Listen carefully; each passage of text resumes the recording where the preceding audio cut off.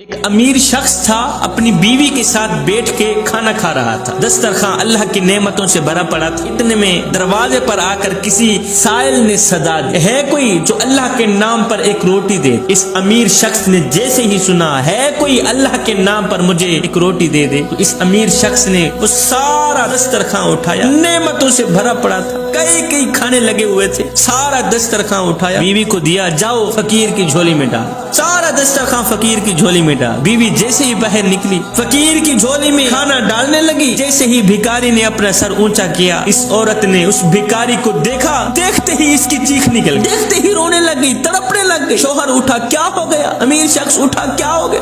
اس نے کہا، نہ پوچھ میرے سرتاج، یہ جو شخص باہر بھکاری بن کر آیا ہے، یہ وقت کا بادشاہ تھا، وقت کا امیر تھا، امیر ترین آدمی تھا، اس کے نوکر تھے، چاکر تھے، ملازم تھے، اور حیران کن بات یہ ہے کہ میں اس کی بیوی تھی، لیکن ہوا یوں، ایک دن اس کے دروازے پر ایک فقیر آیا کچھ مانگنے کے لیے، ایک مصیبت زدہ شخص آیا کچھ مانگنے کے لیے، تو اس نے اسے خوب مارا، مارنے کے بعد اسے دھکے دے کر حویلی سے باہر نکال دیا، اس غریب شخص کو مار پیٹ کر دھکے دے کر گھر سے باہر نکال دیا۔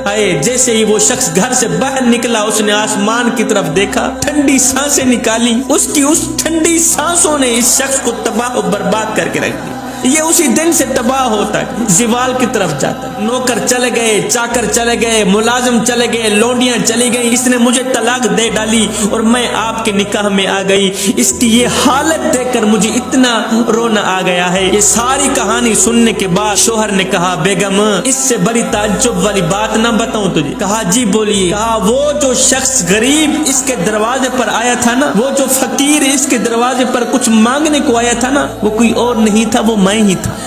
کسی کو دکھ دے کر، کسی کو غم دے کر، کسی کو تکلیف دے کر تجھے کیا لگتا ہے کہ تو ساری زندگی ایسے ہی مسکراتا رہے گا؟ نہ بندے، نہ، بس وقت کے الٹنے کی دیر ہے، تیری باری بھی دور نہیں ہے۔